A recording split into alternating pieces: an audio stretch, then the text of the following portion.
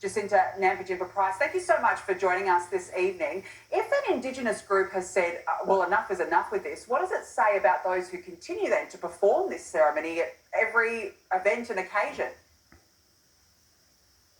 Well, Danica, we all know that it's become, we have an Aboriginal industry that's currently set up in our country, and the whole Welcome to Country ceremony has just broadened that industry, if you like, and there are those right around the country whose basically their only source of income is delivering Welcome to Country. And, to say that it's traditional culture, well, we didn't sort of have business transactions traditionally. Those business transactions didn't necessarily exist in that way, where you offered a Welcome to Country and then were paid given some form of payment in return. And again, this commercialisation of culture, which is exactly what is going on, I can understand there'll be those that will be upset if we try to bring it to an end. But I think there are other ways that we can encourage people to take up employment or take up opportunities in terms of money. But I think this is demonstrating that I think everyone's getting sick of Welcome to Country, the Indigenous groups and the broader community.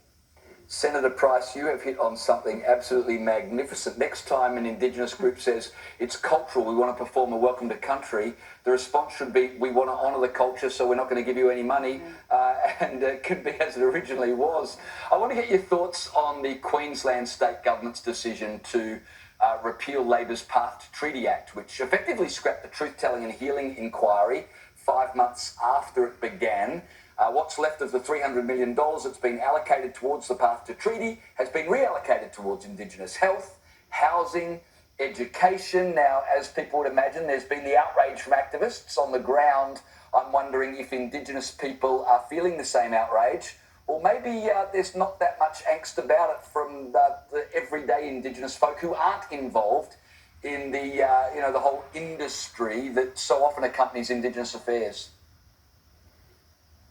Yeah, look, I mean, I want to congratulate Chris Foley and his government for taking this decision to put that funding toward trying to, gain practical outcomes for marginalised Indigenous Australians, because the whole treaty process, I believe, is once again, I think, a more sort of top-down approach. It's more of an elitist approach. If we look at New Zealand, nothing much has come about for the Māori as a result of the Waitangi Treaty. The Waitangi Tribunal has become highly politicised in pushing, to block development. When I was over in New Zealand speaking to some of the members of New Zealand First, I'd been informed that, there's a lot going on in terms of blocking development for, Māori people using their land. It's very similar to what's going on here. But everything is politicised. The treaty process has been politicised over there. No doubt that's what's been going on here in Australia. That money is much better being spent to produce practical outcomes on the ground for those who need it right now, living in a crisis situation, as opposed to developing treaties where we don't know, the extent of that process. We don't know who is actually going to gain anything from that. And besides, you don't have treaties with one's own citizens anyway. We're Australian citizens. We've got to get past that point and start treating Australians along those lines on the basis of need, not race. And this is a thing, Senator, because even in South Australia, already last week, I think it was the week before, they had their first address in Parliament for the South Australian voice. And we know that 60% of Australians voted no to the voice. What is actually going to satisfy these groups? Because they're forging their own pathways here. They're going against the Australian public. What is going to satisfy them? Look, I don't know. I mean, ever since this industry was built, it's sort of an ever-evolving thing. I mean, Labor is so good at wanting to set up token commissioners, token organisations. The Voice was going to be another one of those token mechanisms. I mean, the reason why my mother got into Parliament in the first place was because she was chair of the Indigenous Advisory for the then Henderson government and thought they're not actually interested really in what Aboriginal people have to say. They'll set up these token bodies and they'll act as though they're doing something right for Indigenous Australians. And that's exactly what's going on in South Australia at the moment. I mean, it's a shambles. A number of those elected members of Their Voice have since resigned from their positions. I don't know whether they've held another election to put up more members. There was only a 10% voter turnout in the first place.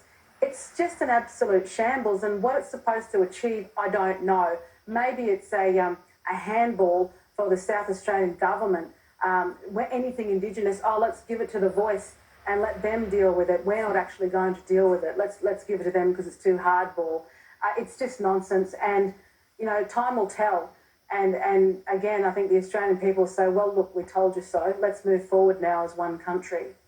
Yeah, absolutely. Hey, before we let you go, I wanted to ask you about the North Australian Aboriginal Justice Agency, which provides legal help for Indigenous people. It's announced new governance arrangements, which it claims will set it up for challenges in the future. But all of this, of course, follows a series of scandals, including one of its senior officers allegedly being found in bed with one of her parole cases who'd gone missing, and there's a host of other scandals as well. I want to ask you, are you satisfied with the changes this agency is making? Look, the changes don't make anything any clearer than the shambles that it has been. It's been an absolute train wreck watching what's been going on with Naja. The Albanese government made big threats in the beginning and said, look, we'll remove your funding if you keep going down this line. But they kept going down that line. They kept making massive mistakes and leaving some of our most marginalised in terrible circumstances where they were left in custody, where they didn't have anybody to represent them in court. We don't know what the outcomes of the last two audits were. We still don't have those findings. We don't know, the board isn't fully elected yet. We don't know how the Constitution is going to play out. Again, this is another case of, well, time will tell, but they can't claim that it's simply business as usual until we know what the outcome of those two audits actually is. Well, Senator Price, we really appreciate you joining us tonight. You're always a pleasure to talk to. Thank you so much.